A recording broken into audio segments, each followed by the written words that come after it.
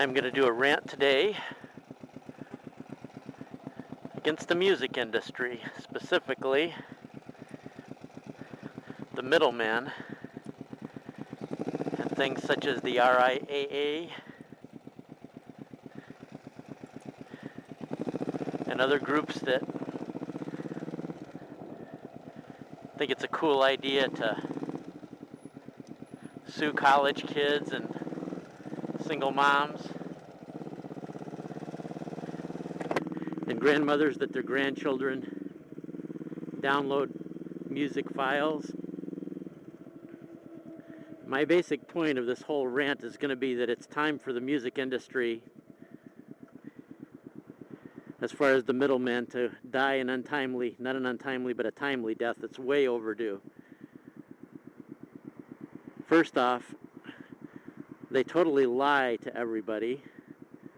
The RIAA and BMI and ASCAP tell you that downloading this music and sharing it with your friends is causing the artists to starve to death, but I'll tell you a little secret.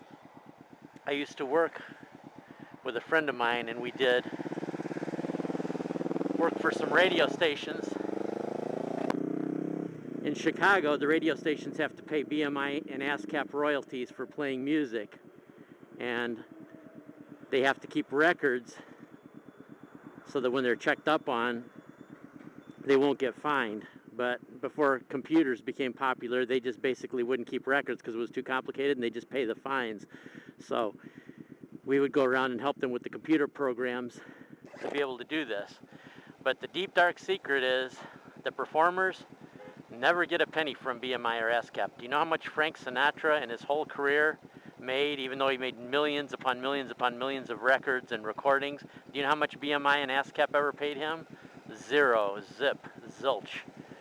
That is only, it is not a performing artist royalty. That is only the composer royalty. So since Frank Sinatra did not write any of his material, he never got a penny. Now, obviously he didn't suffer because he had his own contracts with the labels and stuff, so he never suffered in his career. But we're talking about the average Joe artist that, you know, isn't that top 3% that make millions upon millions of dollars. Those people, unless they write their own material and compose it, they never get a penny from BMI and ASCAP. So that first argument about, oh, the artists will starve, they don't care about the artists, it's only the composers. And now how they lie to you. The music industry started their lying way back a long time ago. In fact, before I was born, and even before my dad was born.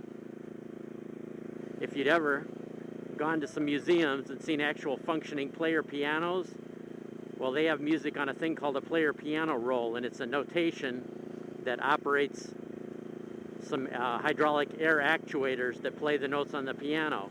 And when those first came out, the recording industry was screaming bloody murder that because of piano rolls, or the music industry, I shouldn't say the recording industry, because that was when recording even was new, but the music industry said that that would be the end of live performance.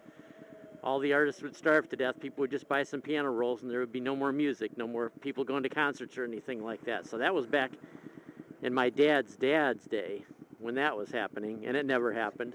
Now in my day, what was a common thing, there was first these cassette tape recorders, and at first they were just used for nothing more than just dictating human voice because the quality wasn't so good. But then when you had Dolby sound reduction, you could get some pretty good quality out of those. Well, naturally the recording industry said that, oh, that's going to be the death of it for musicians because nobody's going to buy music anymore, nobody's going to go to concerts anymore, and we're going to die because of tape recording. Well, obviously a lot of us did use the tape recorders to swap music. My friends would have albums, I'd have albums. We'd make tapes for our friends so that they could experience new recording artists. And guess what? The people actually bought stuff from the new people they came to know because they listened to the stuff from the tapes we swapped. So that was another big lie. I mean, if anything, that boosted it even more. When I would find albums for my friends and they'd give me tapes I'd listen to a few times, they would encourage me to not only buy their stuff, t-shirts, it would even encourage me to buy tickets and go to concerts and watch these people. So, and then the same thing with recordable CDs. In fact, they have kind of like a really stupid lying argument about the CDs.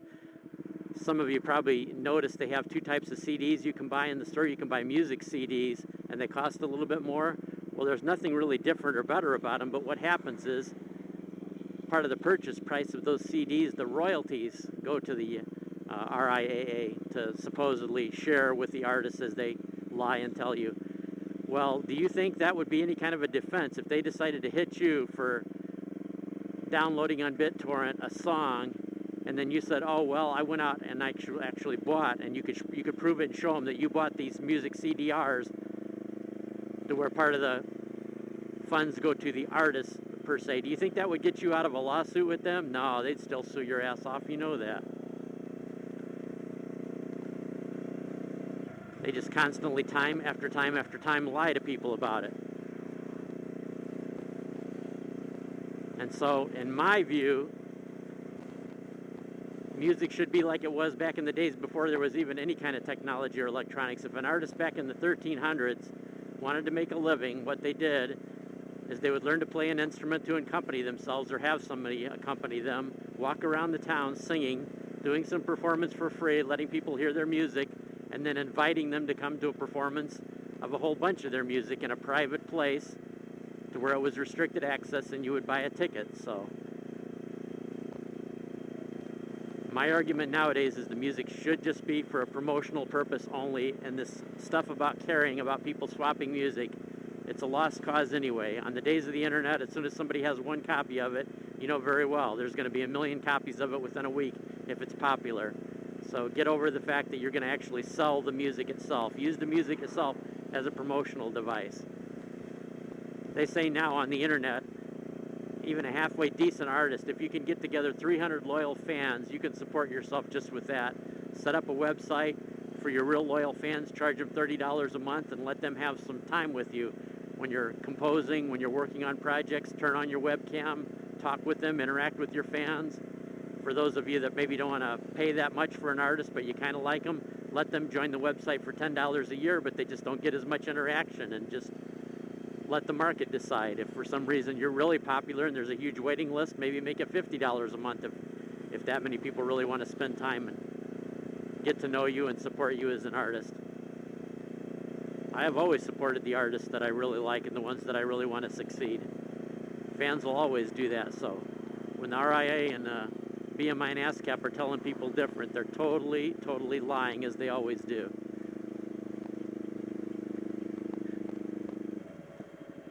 In fact, I think it was on Slashdot that I read last week that a member of the Canadian, whatever they call them, the Canadian version of the RIAA, was even bragging that it was a big scam how they set out all these letters to as many people as they can find from internet service providers just to see if the people will get scared and just send a few $1,000s rather than take a chance in court. So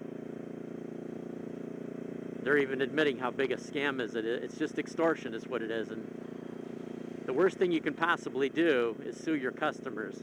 I mean, sometimes there may be no choice in certain instances, but I think in the music industry, I think that theory of making any kind of money or making any kind of loyal fans is pretty much beyond the day that it should die.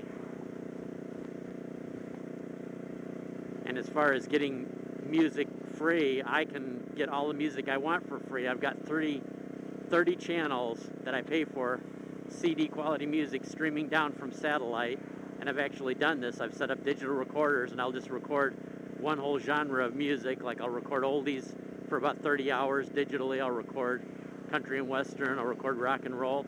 And since it's commercial free and they don't interrupt the songs, basically, I've got digital CD quality songs. I just go through and edit it, cut it up into the songs that I want, toss out the songs I don't want, and I've got all my, at the time I was doing it just for cassette tapes for mixtapes for the car, but I've still got the original digital files, so I could even just use them that way as just straight digital files. Decide what I want to encode them in as MP3s. You also got playlist.com. You can go to playlist.com, and about 90% of all the music I've ever heard of is at playlist.com.